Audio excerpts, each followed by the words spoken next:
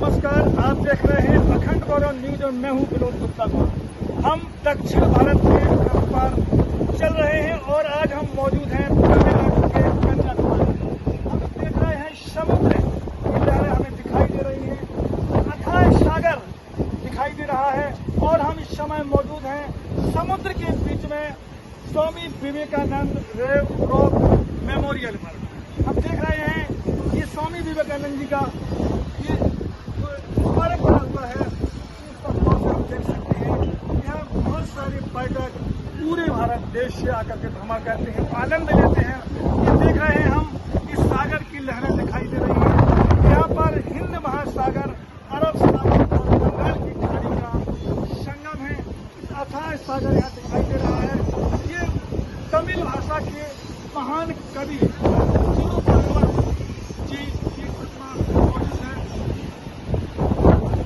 कन्याकुमारी भारत के तमिलनाडु राज्य के कन्याकुमारी जिले में स्थित एक प्रसिद्ध हिंदू तीर्थ स्थल एवं पर्यटक स्थल है।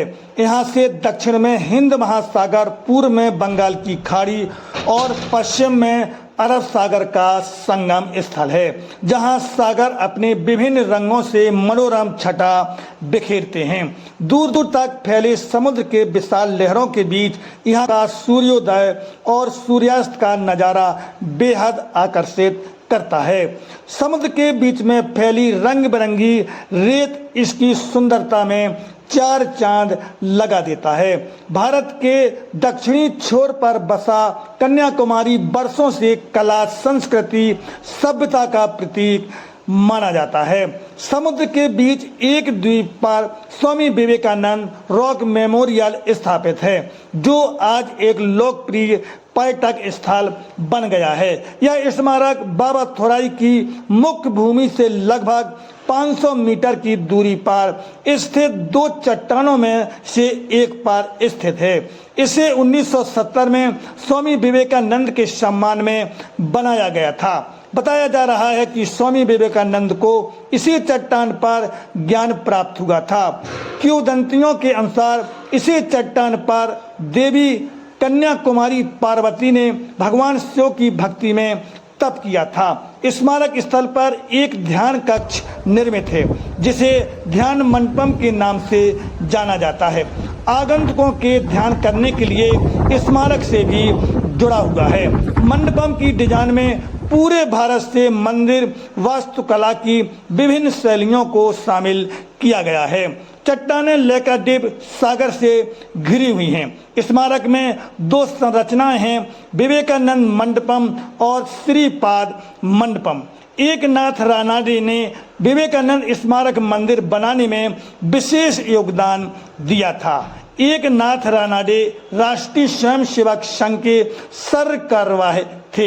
बहुत ही सुंदर मंदिर के रूप में स्वामी विवेकानंद स्मारक भवन समुद्र से घिरी हुई एक अद्भुत विरासत है।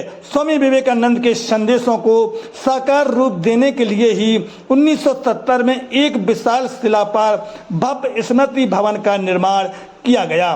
भारत ही नहीं, पूरी दुनिया से लोग समुद्र की लहरों से घिरी इस विरासत को देखने के लिए आते हैं। अप्रैल में पड़ने वाली चैत्र पूर्णिमा पर यहाँ चंद्रमा और सूर्य दोनों एक साथ एक ही चित्र में आमने सामने दिखाई देते हैं। इसका मुख्य द्वार अत्यंत सुंदर है। नीले तथा लाल ग्रेनाइट के पत्थरों से निर्मित स्मारक पर 70 फीट ऊंचा गुम्बद है।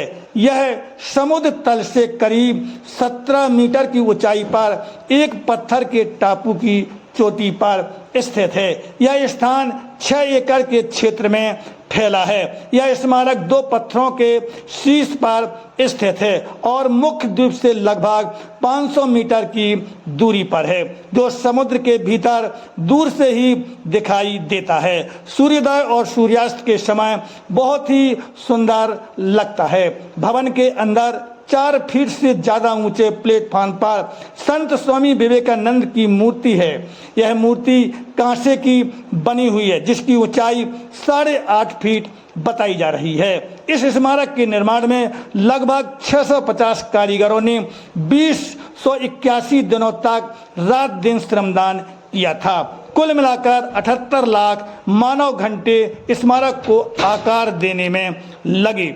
2 सितंबर 1970 को भारत के तत्कालिक राष्ट्रपति डॉक्टर बीवी गिरी ने तमिलनाडु के तत्कालीन मुख्यमंत्री करुणानिधि की अध्यक्षता में आयोजित एक विशाल कार्यक्रम में स्मारक का उद्घाटन कर इसे राष्ट्र को समर्पित कर दिया। इसके साथ ही तमिल भाषा के महान कवि तिरुवल्लुवर की 133 फीट ऊंची पत्थर की मूर्ति एक दूसरी चट्टान पर स्थापित है, जो पर्यटकों को मंत्रमुग्ध कर देती है। ब्यूरो रिपोर्ट, अखंड गौरव न्यूज, कन्याकुमारी। सब्सक्राइब करें, वीडियो को लाइक, कमेंट और ज्यादा से ज्यादा शेयर करें। खास खबरों के लिए देखते रहिए अखंड गौरव न्यूज।